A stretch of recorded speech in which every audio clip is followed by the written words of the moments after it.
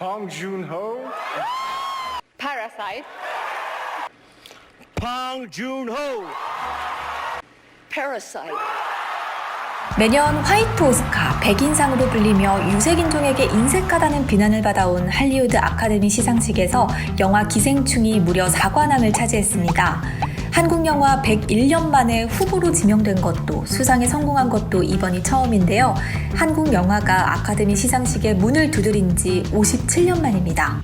특히 기생충은 외국어 영화로는 처음으로 아카데미 시상식에서 최고 권위의 상인 작품상을 받으면서 오스카 영화에 새로운 이정표를 세웠습니다. 한 영화가 아카데미 작품상과 국제영화상을 동시에 받은 일도 처음인데요. 아울러 칸 영화제에서 황금 종려상 수상작이 아카데미 작품상을 동시에 이렇게 받는 것도 64년 만이고요. 역대 두 번째입니다.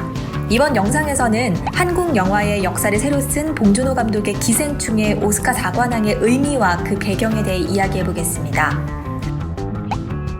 Revient à Bong Joon-ho. 지난해 5월 개최된 칸 영화제에서 황금 종려상을 수상한 기생충. 이 수상 사실 많은 사람들이 예상했던 바였습니다. 외신의 반응도 받을 만한 작품이었다는 건데요. 하지만 오스카는 조금 다릅니다. 기생충의 작품성은 역시나 의심의 여지가 없지만 설마 아카데미인데 기생충이 상을 받겠어? 라는 반응이 많았습니다. 그도 그럴 것이 예술성 있는 작품에 상을 주는 칸 영화제나 베를린 영화제에서는 기생충과 같은 훌륭한 한국 영화가 상을 받을 가능성이 늘 열려 있었지만 영화 산업에서 가장 앞서 있는 이 할리우드 영화인 특히 미국 주류 사회를 지배하는 백인들의 입장이 굉장히 많이 반영되는 매우 보수적인 영화제인 아카데미에서 아시아 변방에 있는 작은 나라의 감독에게 상을 준다는 자체가 지금까지는 일어난 적이 없었기 때문입니다. 그렇다면 봉준호 감독이 오스카의 이 텃세를 넘을 수 있었던 배경은 뭘까요? 제가 생각해 봤을 땐 크게 세 가지인데요. 영화 기생충은 지극히 한국적인 이야기를 다루면서도 동시에 인류 보편의 문제를 지적하고 있습니다. 반지하라는 한국만의 독특한 주택구조에 사는 기택내와 최상류층 인생을 살고 있는 박사장내를 통해서 빈부격차와 계급 갈등, 인간의 존엄성 등을 꼬집고 있는데요. 이렇게 봉준호만의 촌철살인 메시지와 위트 있는 블랙 코미디, 사실 기생충이 처음은 아닙니다. 봉준호 감독의 초기 단편 영화인 지리멸렬부터 플란다스에게 그리고 설국열차까지 봉 감독은 계속해서 이 기득권과 사회 구조에 대한 문제를 밑바닥까지 파고들어 지적했습니다. 이 사회에 대한 비판의식에 유머를 더해 버무려내는 것이 봉준호 감독의 특징인데요. 이번 기생충에서 이 봉 감독이 그 장기를 유감없이 발휘했고 이것이 또 칸 영화제를 비롯해 아카데미까지 전 세계적으로 영화인들 그리고 관객들에게 굉장히 깊은 인상을 심어주면서 시대, 국적을 뛰어넘는 걸작이라는 평가를 받게 된 것이죠. 그렇다면 이 봉 감독이 꼬집는 학벌 중심 사회, 계급 문제, 빈부 갈등에서 오는 페이소스들이 한국뿐만 아니라 전 세계에서 먹힌 이유는 뭘까요?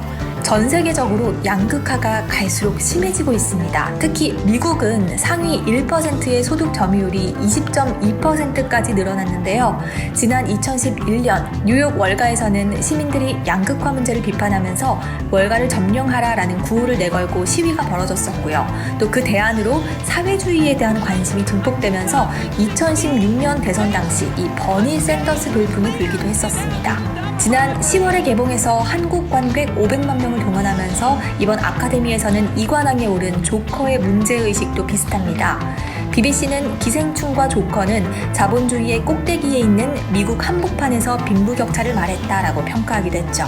전 세계적으로 특히 미국 사회에서 점점 심해지는 이 빈부격차와 갈등이라는 소재가 시기적으로도 맞아떨어지면서 기생충이 많은 사람들의 공감을 불러일으켰다고 볼 수 있습니다. AP통신은 기생충의 수상을 세계의 승리라며 제목 그대로 기생충은 미국 역사상 시즌, 궁극적으로는 역사에 들러붙어서 오스카 유권자들을 매료시켰다라고 평가했습니다. 하지만 이 아카데미상 매년 화이트 오스카, 백인상으로 불리면서 유색 인종에게 인색하다는 비난을 받아왔는데요.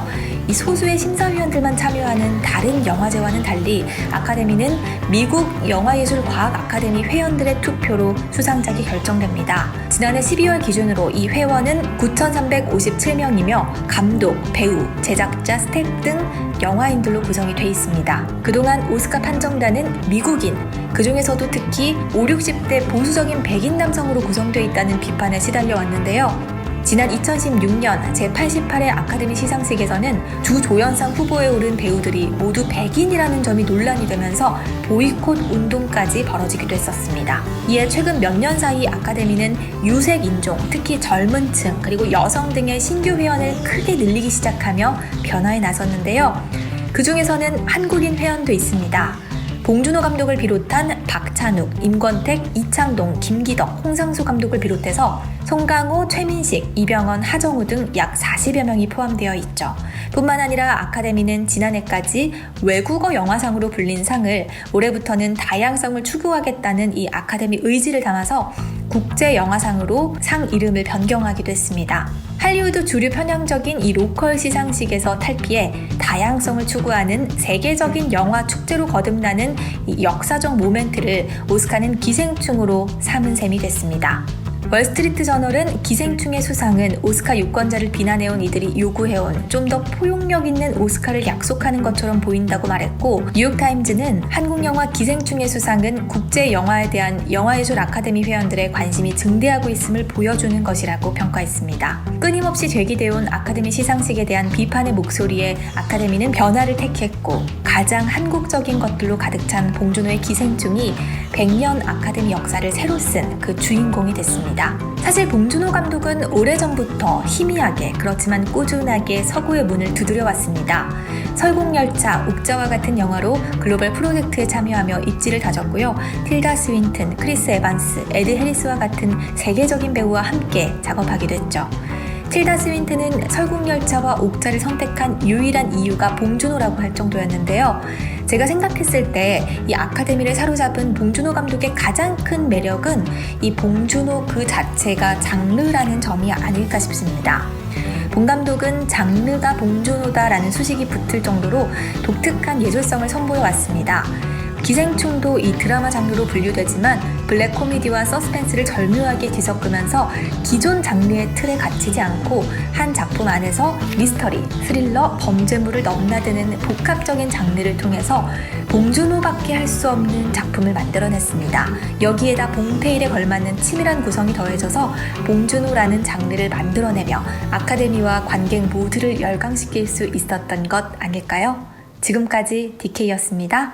제시카 외동딸 일리노이 시카고 과선배는 김진모 그는 이사촌